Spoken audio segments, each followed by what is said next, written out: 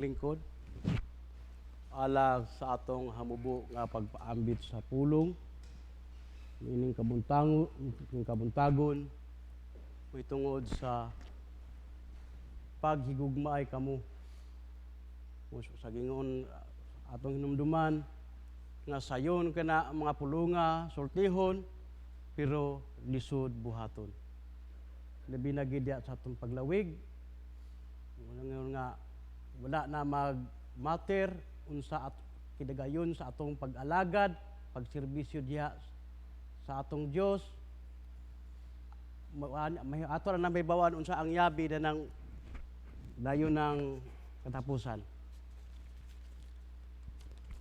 Atong hinumduman, atong baliklantaw labi na gid sa atong mga ibanghilyo mga niaging adlaw.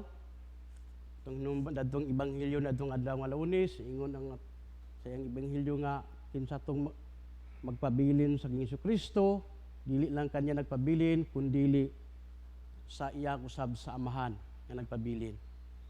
Diya sa pagkamartis nga adlaw, ingon siya nga ang akong kalinaw ihatag ko kaniyo kini nga kalinaw gikan kini sa akong amahan nga ato sa langit.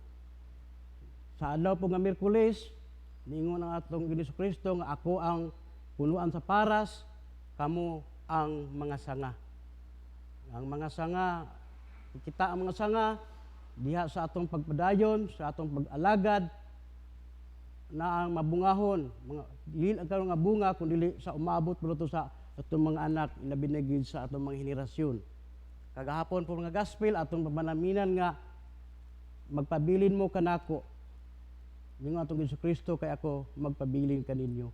O karon nga adlaw, gidasig na sa kita nga paghigugmaay kamo. Ang atong ibanghilyo karong kabuntagon may tungod sa sugo ni Kristo nga mao ang gugma. Makita dinhi nga ang pamagi lamang nga mapabilin kita sa iyang gugma mao ang pagtuman siyang sugo ug mao kini nga paghigugmaay kanato. Atong hinumduman mga igsuon, nara na ang manungo nga ang gugma nara na sa atong ngabil pag wala na gina sa atong kasing-kasing manto pa manlupad na sa bintana. Ito pa na, nagdepende na. Usagin ko na gina sa kidugayon diha sa atong pakigsandurot, labi na gid sa atong makagahom nga Dios. Ang gugma, dili basta-basta. Apan karon nga henerasyon, dali ra litukon ang mapulong nga gugma. Bisan wala makabalo sa tinuod nga pasabot niini. Ang gugma mao ang Ginoo, walay makabag-o niini. Itong hinumduman sa unang mga tao pa hangtod karon sa 2,000 anyos nga milabay mao na gyapon na ang kuan sa Ginoo sa iyang mga katawhan nga paghigugmaay kamo. Ang iyang mga disipulo dapat maghigugmaay, ingon nga siya nahigugma kanila. Kay ang nahigugma sa iyang isigitaw, anak sa Dios, og nakaila kaniya. Apan ang wala may gugma sa iyang isigitaw, wala makaila sa Dios, kay ang Dios gugma man. Matod pa sa diha sa sulat sa Apostol unang Juan, kapitulo 4, versikulo 7.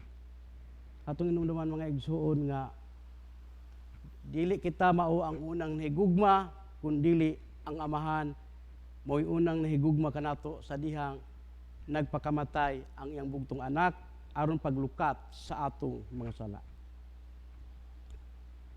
Gipaunsa ni Hesus pagpakita ang iyang gugma. Iyang litatar ang iyang mga disipulo isip nga amigo dili sulugoon. ug labaw niini ang iyang pagpakamatay sa krus para maluwas kita gikan sa atong masala nga makita sa Juan kapitulo 3 bersikulo 16. Na dili lang kita ang mga katawhan, kundi unsa ang sulod dinhi sa kalibutan. Mao ang gihigugma mga igsoon. Sa unang Juan kapitulo 4 bersikulo 10, ang matuod nga gugma mao kini, dili kita ang maoy unang nahigugma sa Dios, kundi siya maoy unang nahigugma kanato. So wala pa kita mataw niining kalibutana, iya nakita gigugma. Imin ba ta? Hinumduman na ito mga igsoon. Sa gingon ko na gugma, sayon ko sultion. Kung ang yabi sa gugma, mura gid akong kabuntagon. Salins ka na itong tanan.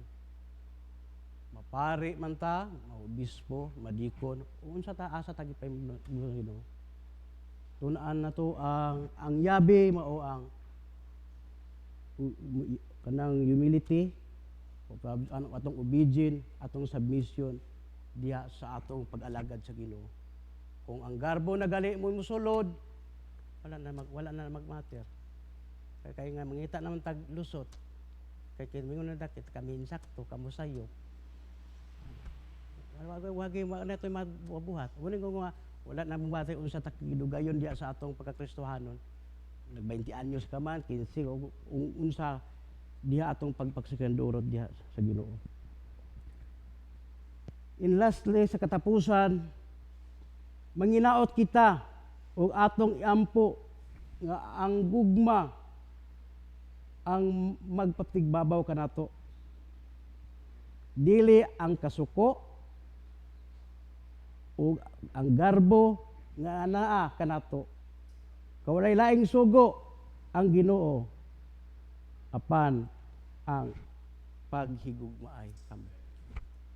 Mutsugutag sa dili mo ginaakuan sa Ginoo nga nahigugma mo kanako nga dili ko nyo makita ang imong isag tao nga imong makita unsa man mo na paghigugma. Mingon ko nga ugugmaon ta ka Lord kay dili man ka makasala Lord.